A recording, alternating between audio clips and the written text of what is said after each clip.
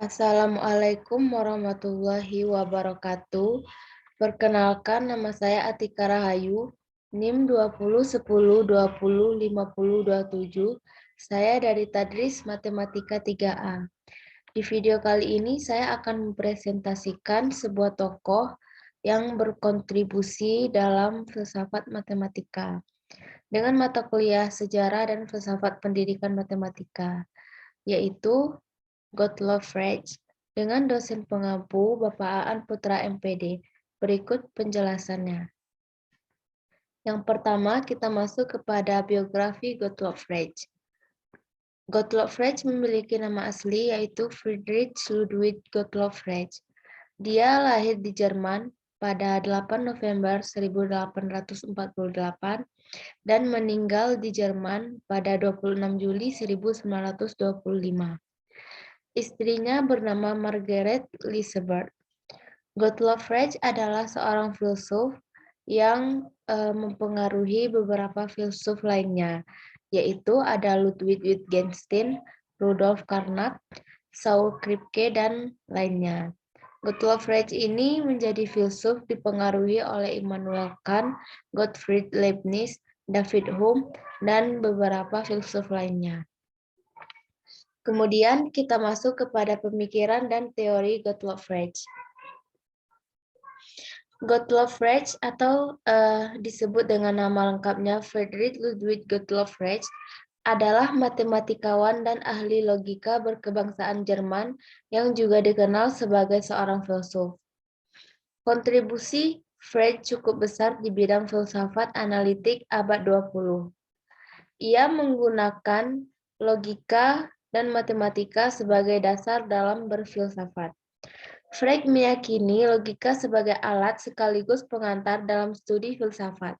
Kebenaran matematis baginya merupakan kebenaran logis. Frege berusaha menerapkan prinsip-prinsip logika dan matematika pada filsafat bahasa.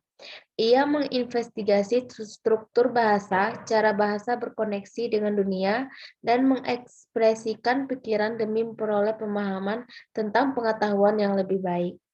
Beberapa karyanya menjadi pemantik bagi perkembangan filsafat bahasa di kemudian hari. Kemudian selanjutnya, pernyataan A sama dengan B dianggap memiliki makna A sama dengan B atau A dan B bersesuaian.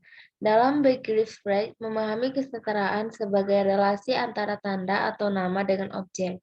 Objek adalah sesuatu yang kita maksud dengan cara membahasakannya melalui ekspresi dan pernyataan yang berbeda-beda, walaupun objek itu terkadang memiliki kesamaan.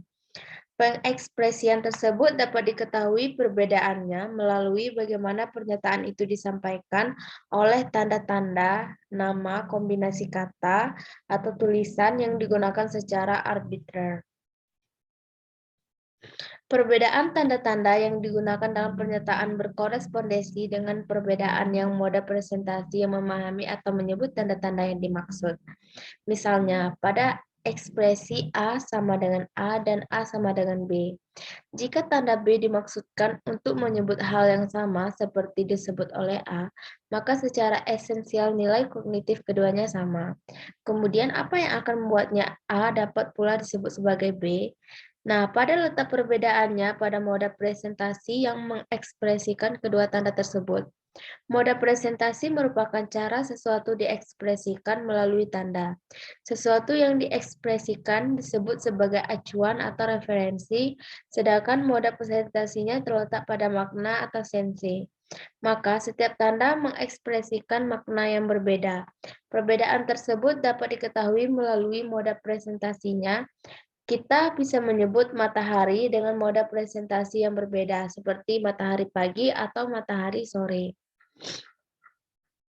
Pemikiran dan teori Gottlob Frege, yaitu pada filsafat analitik atau filsafat linguistik atau filsafat bahasa, penggunaan istilahnya tergantung pada preferensi filsafat yang bersangkutan.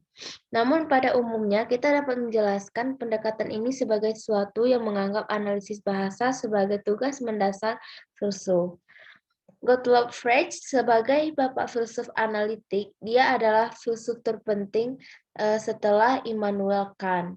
Pemikiran Gottlob sedikit banyak dipengaruhi filsafat analitik, filsafat logika, dan filsafat bahasa. Gottlob Frege hendak merumuskan logika yang rigorus sebagai metode berfilsafatnya. Dengan kata lain, filsafat itu sendiri pada intinya adalah logika. Frege berpendapat bahwa dasar yang kokoh bagi matematika dapat diamankan melalui logika dan analitis yang ketat terhadap logika dasar-dasar kalimat. Cara itu juga bisa menentukan tingkat suatu kebenaran suatu pernyataan. Akar-akar analisis linguistik ditanam di lahan yang disayangi oleh Gottlob Frege yang notabene adalah seorang matematikawan. Gottlob Frege memulai sebuah revolusi logika atau analitik yang implikasinya masih dalam proses penanganan oleh filsuf-filsuf kontemporer. Ia menganggap bahwa logika sebetulnya bisa direduksi ke dalam matematika dan yakin bahwa bukti-bukti harus selalu dikemukakan dalam bentuk langkah-langkah deduktif yang diungkapkan dengan jelas. Salah satu idenya yang paling berpengaruh adalah membuat perbedaan antara arti sensei, proposisi, dan acuan referensinya dengan mengetengahkan bahwa proposisi memiliki makna hanya apabila mempunyai arti dan acuan. Ide ini mengandung kemiripan yang menonjol secara kebetulan dengan pernyataan Kant bahwa pengetahuan hanya muncul melalui sintesis antara konsep dan intuisi. Kemudian selanjutnya, truth conditionality theory adalah teori yang mendefinisikan makna sebagai suatu kondisi di mana suatu ekspresi mungkin benar atau sebaliknya. Gottlob Frege berpendapat bahwa penamaan setidaknya memiliki dua masalah utama dalam mengungkapkan makna. Yang pertama, semisal untuk Sam merujuk pada sebuah objek benda hidup manusia yang bernama Sam, namun bila objek dari nama tersebut tidak ada, maka nama itu tidak memiliki arti. Contoh, Pegasus atau kuda terbang dalam mitologi Yunani yang dianggap tidak memiliki arti karena tidak ditemukannya kuda yang memiliki sayap dan dapat terbang saat ini. Yang kedua itu ada kondisi di mana sebuah objek memiliki dua nama. Contohnya, untuk planet Venus dinamakan Hesperus dan Bosporus. Jika kedua kata itu berarti sama, maka tidak akan menghasilkan kalimat yang berbeda dan makna aslinya. Dengan kata lain, dua nama untuk objek yang sama akan memiliki pengertian yang berbeda. Selanjutnya, pada tahun 1879, Frege menyusun notasi baru yang memungkinkan terekspresikannya penentu kuantitas, kata-kata seperti semua, beberapa, dan sebagainya dalam bentuk simbol-simbol. Ia berharap para filsuf bisa menggunakan notasi ini untuk menyempurnakan bentuk logis argumen mereka, sehingga memungkinkan mereka untuk jauh lebih dekat daripada waktu-waktu sebelumnya. Dengan ide pembuatan filsafat menjadi ilmu yang ketat, penemuan Frege mengenai pembilang notasi ini diterbitkan dalam sebuah tulisan berjudul Begriffsschrift yang menandai munculnya era logika modern. Gottlob Frege percaya logika mampu mengerjakan tugas-tugas jauh melampaui apa saja yang dibayangkan oleh Aristoteles.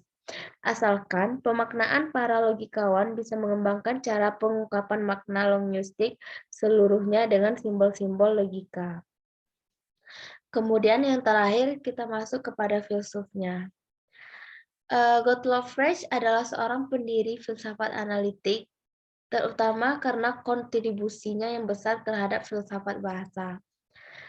Di antara kontribusi-kontribusinya itu ada fungsi analisis argumen dari proposisi, kemudian perbedaan antara konsep dan objek, atau disebut dengan Begriff und Gegenstand, kemudian ada prinsip kompositionalisti, dan yang terakhir ada prinsip konteks. Itulah penjelasan tentang tokoh Gottlob Frege yang dapat saya sampaikan. Lebih dan kurang saya mohon maaf. Saya tutup dengan wabillahi taufiq wa hidayah. Wassalamualaikum warahmatullahi wabarakatuh.